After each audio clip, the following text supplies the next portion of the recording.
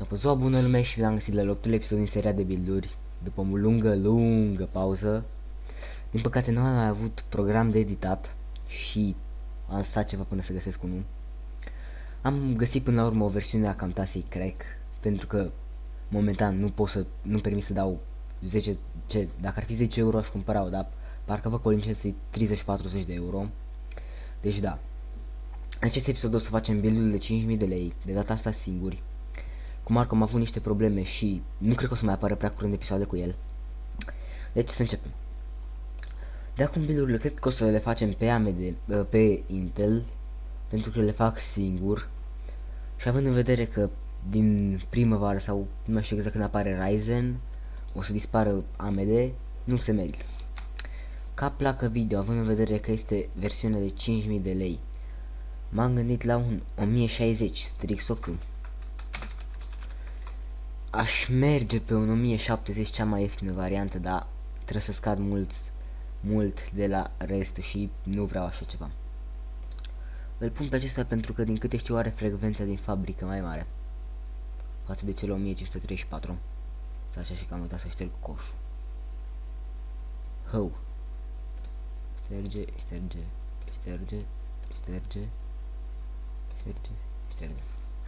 Așa, am uitat să șterg coșul de data trecută. Și tu șterge. Bun. Ca procesor m-am gândit la un i5. Nu. Cred că o să pun un i7 7700. O să pun un i7 7700 și după aia, dacă cumva nu ne încadrăm, o să scădem la un i5 7600. Dar vreau versiunea simplă. În orice caz, și versiunea simplă o să vă ducă mare parte din jocurile de prezent, din jocurile din momentul ăsta. Mai fac și bâlbâieli. Având în vedere că este i7 7700, avem nevoie de o placă de bază nouă. Și prin nouă mă refer la B250 sau Z270. În cazul meu B250. O versiune destul de ieftină.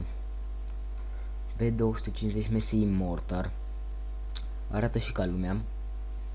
Dacă, de fapt nu cred că o să ne rămână bani, mă îndoiesc, dar dacă ne mai rămân bani, o să mai plusăm la placa de bază. Ca și RAM m-am gândit la 16 GB RAM de la HyperX. Ar fi mers și 16 GB RAM de la Crucial Ballistics cu frecvență de 2400 de MHz, dar de data asta o să leg de la HyperX. Hard disk, o să pun un hard disk de la Western Digital, hard disk pe care îl pun eu marea parte a build-urilor. Sursă. Păi, având în vedere că este o placă video 1060 și un i7 7700, aș vrea un Seasonic de 620 de W. Eu zic că este destul de ok, nu cred că o să avem nevoie de mai mult. Și carcasă. Placa video, dacă nu mă înșel lungime, are 298. Aș fi pus această carcasă de la Zalman Z11 Plus, dar nu încape în ea. Comandați carcasa și placa video și vă treziți când nu vă încape placa video în carcasă. Deci nevoie să faceți o gaură. Era o carcasă Thermaltake, perfect, arată genial carcasa asta. 4962. Având în vedere că e build de 5000 de lei. Ia să vedem la placa de bază. Este ceva în 4050 de lei, 450 de lei. E 250. Episoadele o să fie mai scurte deoarece nu mai am de comentat build-uri și da. Dar acum cred că o să vă mai dau câteva ponturi ce ați putea să vă luați. Dacă mai aveți niște bani în plus, ce să mai înlocuiți. Deci, da. Stai așa că trebuie să scot asta altă.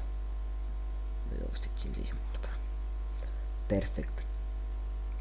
Build-ul o să-l fac eu după ce închei filmarea, pentru că nu mai am chef să editez iarăși. Mi s-a luat de editat. Așa. Bă, cum vedeți, am ieșit 5030 de lei, mă îndoiesc că vă... Asta pentru 50 de lei, pentru 30 de lei. Bun, dacă mai aveți niște bani în plus, puteți să schimbați hard disk-ul cu unul de la hard disk Western Digital Black, versiunea de 1 tera. Acesta este cel mai recomandat, inclusiv de producători. Este printre cele mai bune hard disk-uri de pe piață. Deci, da, într-adevăr, trebuie să puneți destul de mult ca să vă mai luați ăsta.